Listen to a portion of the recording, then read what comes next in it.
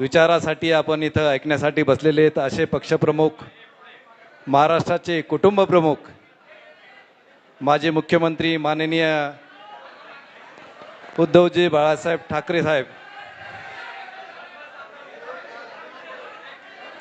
कृपा करून शांत राहा. सगळी व्यवस्था साहेबांना बघायची व्यवस्था निश्चितच केल्या जातील. कृपा करून शांत राहा. साहेबांना सगळ्यांनाच बघायचं आहे. साहेबांचा आपल्याला विचार ऐकायचे आहेत. त्यामुळं सगळ्या कॅमेरामॅननी जरा खाली बसून घ्या बस. धन्यवाद. सगळे जे कॅमेरामॅन आहेत त्यांना विनंती करण्यात येते की साहेबांना बघण्यासाठी जी लोकांची उत्सुकता आहे.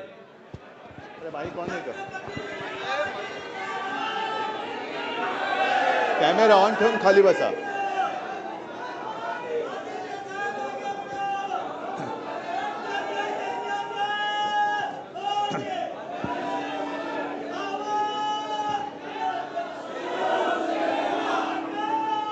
जमलेल्या माझ्या तमाम हिंदू बांधवांनो, भगिनींनो आणि मातांनो,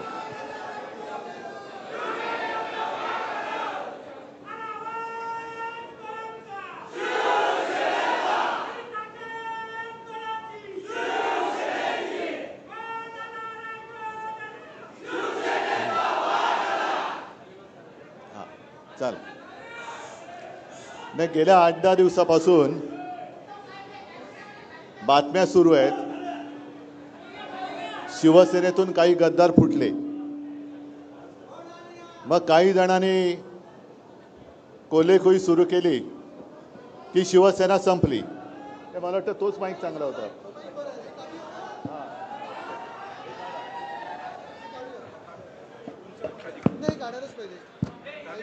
हा, काढून टाका. येतो रे आवाज? हे मजबूत आहे ना?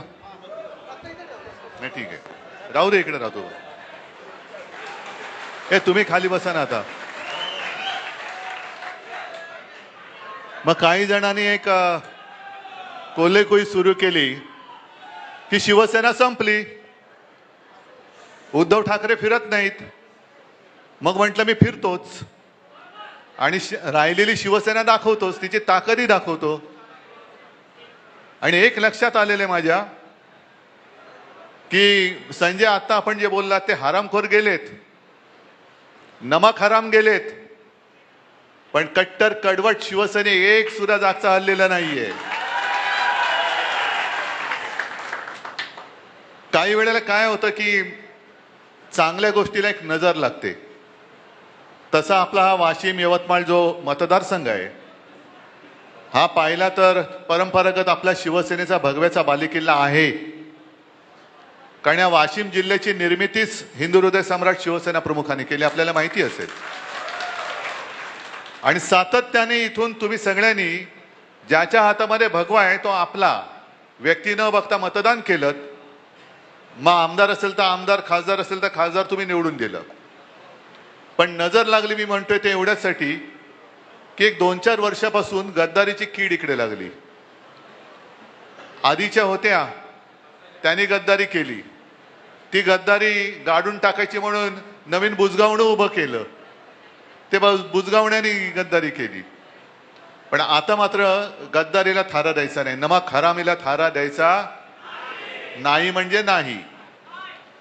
कारण मी नमक हराम हा शब्द एवढ्यासाठी वापरतोय, मी मुद्दामून बघितलं की नमक हरामी शिवी आहे का?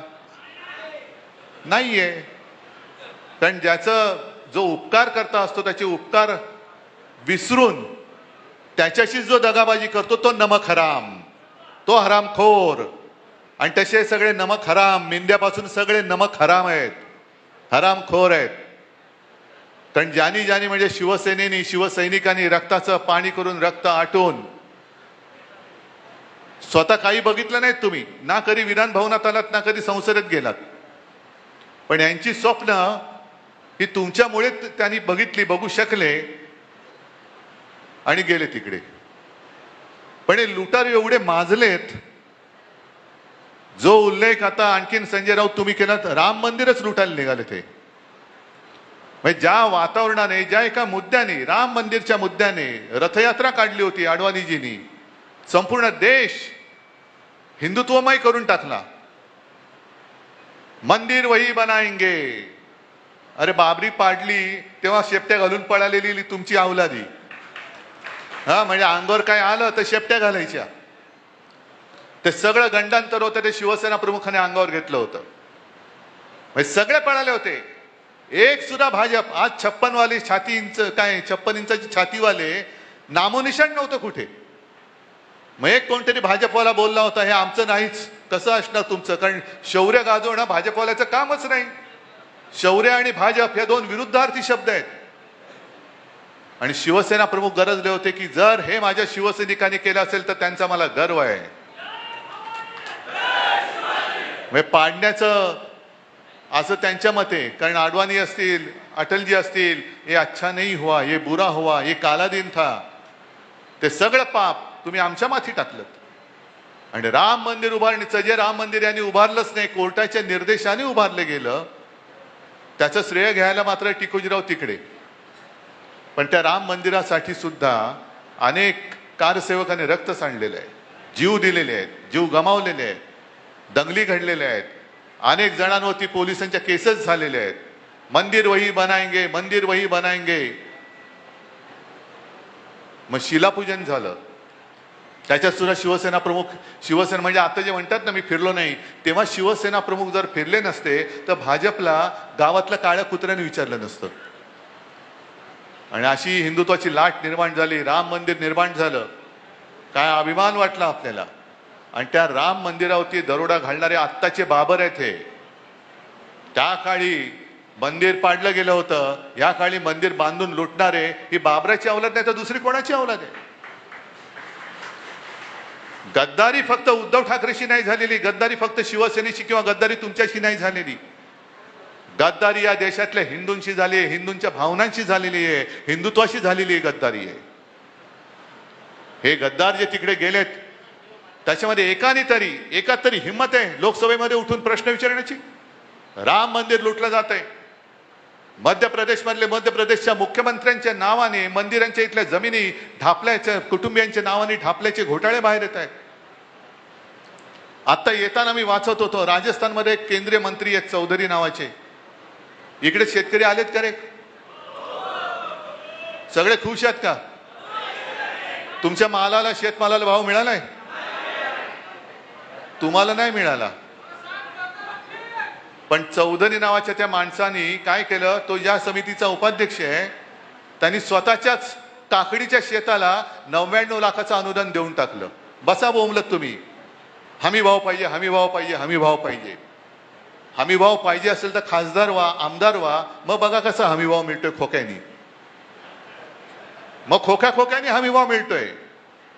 पण त्या चौधरी नावाच्या माणसाने स्वतःच्याच खात्यातनं स्वतःच्याच शेताला काकडीच्या पिकासाठी 99 लाख रुपये अनुदान देऊन टाकलं. याला म्हणतात कोल्हा काकडीला राजी.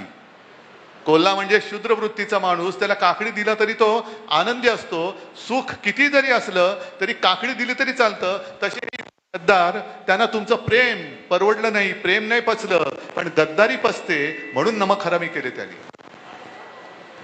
हा राम मंदिराचा मुद्दा हिंदुत्वाशी गद्दारी केलेला मुद्दा आपल्याशी गद्दारी केलेला मुद्दा सोडता येणार नाही. सोडू शकत नाही. आम्ही अस्सल कडवट देशाभिमानी हिंदू आहोत. मराठी आहोत पण हिंदू आहोत. आमच्या हातात सुद्धा भगवा आहे. छत्रपती शिवरायांचा भगवा आहे. आम्ही सुद्धा जय शिवराय आणि जय श्रीराम बोलतो. पण त्यांचं म्हणजे भाजपचं हिंदुत्व हे भोंदुत्व आहे आणि आमचं हिंदुत्व हे देशाभिमानी हिंदुत्व आहे. आमचं हिंदुत्व हे घर पेटवणारं हिंदुत्व नाही तर घरातली चूल पेटवणारं हिंदुत्व आहे. आमचं हिंदुत्व हे हृदयात राम हाताला काम आणि शेतमालाला दाम देणारं आमचं हिंदुत्व आहे. नुसती माती भडकून काही होणार नाहीये. हे इथले जे गेले गद्दार म्हणजे लोक माणसाने किती खोटं बोलायचं. तुम्ही म्हणाल तुम्हीच दिला होता. होय माझीच चूक आहे. मीच तुमची माफी मागायला आलेलो आहे. इथल्या मतदारांची माफी मागायला आलेलो आहे. कारण तेव्हा जे आपल्याला डिवचलं गेलं होतं की काय म्हणे तुमचे 18 खासदार मोदींच्या चेहऱ्यावरती निवडून आले. अरे ठेवला चेहरा बाजूला. शिवसेना प्रमुखांचा चेहरा मशाल हातात घेऊन म्हणजे त्यांनी या नमक हरामानी पक्ष चोरला निशाणी चोरली.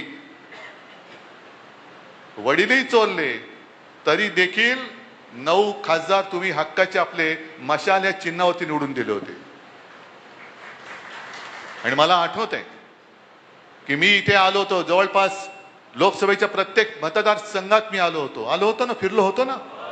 निशाणीचा पत्ता नव्हता, कारण निशाणीच आपल्याला अनिल शेवटच्या 15 दिवसात मिळाली.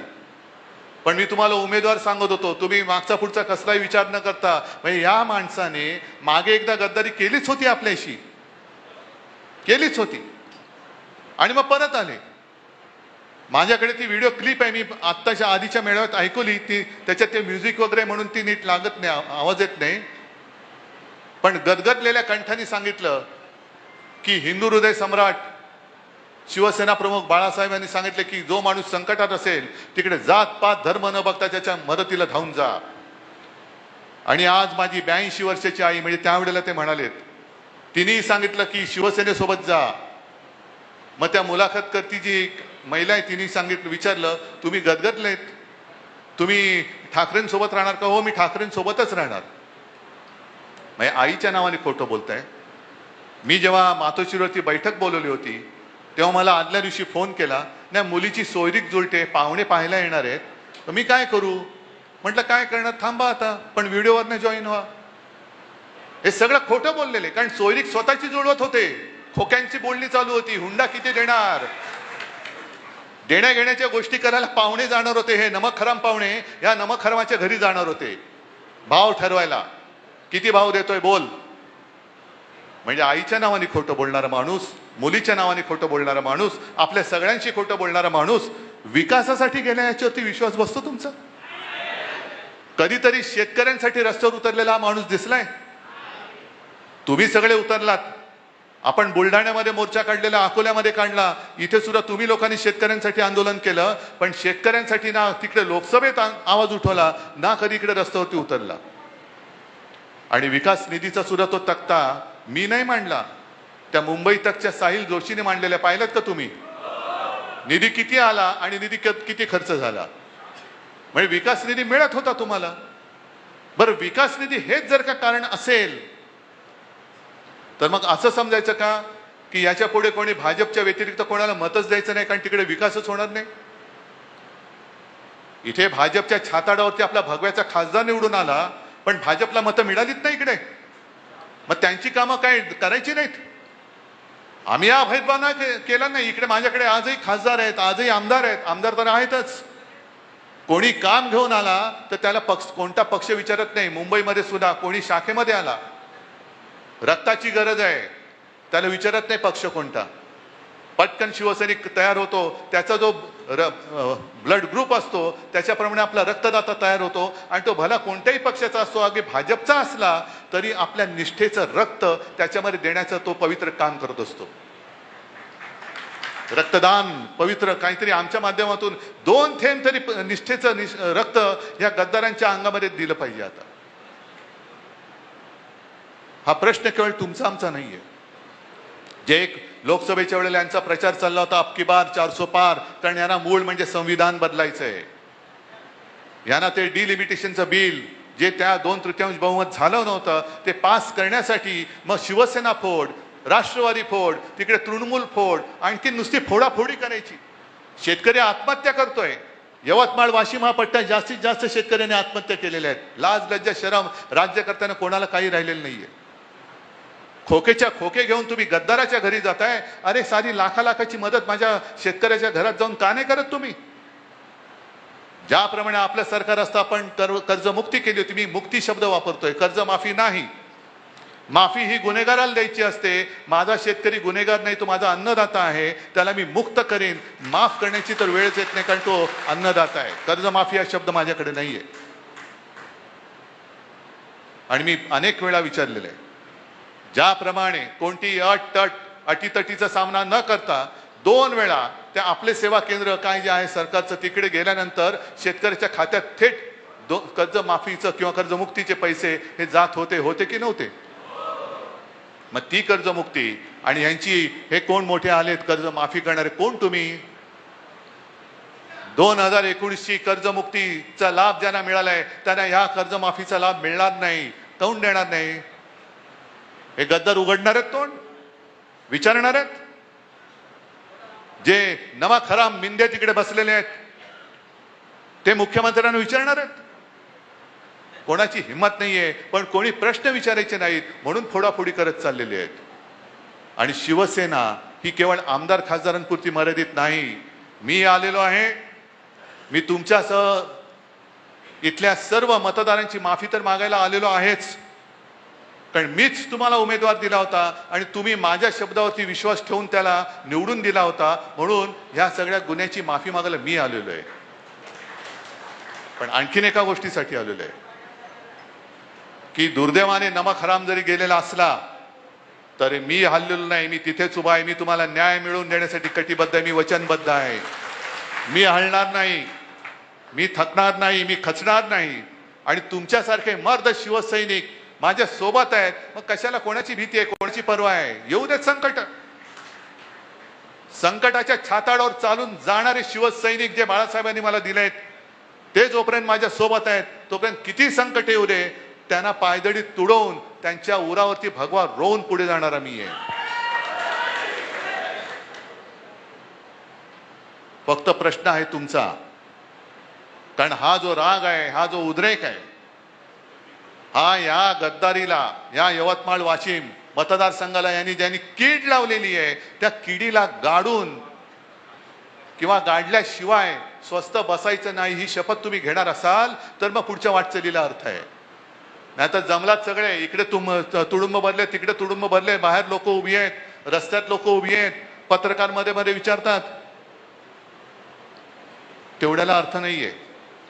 ही गद्दारीची कीड गाडण्यासाठी तुम्ही 3 वर्ष तर 3 वर्ष, कारण आपण त्यांना काय आव्हान देतोय, हिम्मत असेल तर राजीनामा दे आणि मैदानात उतर. अरे हिम्मत असती तर चार्टर्ड विमानाने पडून नसते गेले. म्हणजे विकास निधी खासगी विमानातून दिल्लीवारी आणि सगळीकडे जात आहेत, हा यांचा विकास. माझा शेतकरी बोंबोलतोय आणि विमानातून वरनं आमचा विकास निधी चाललेला आहे. काय चाटायचंय? तर अस्सल भगवा हातात धरलेला शिवसैनिक कसा असतो हे त्याला दाखवलं पाहिजे. तुम्हाला तो जिथे दिसेल तिथे त्याला जाब विचारला पाहिजे. आता तो ज्या भाषेत बोलतो त्या भाषेत जाब विचारायचा. जसा मुंबईचा एक गद्दार बोलला, पत्रकारांनाच बोलला तो.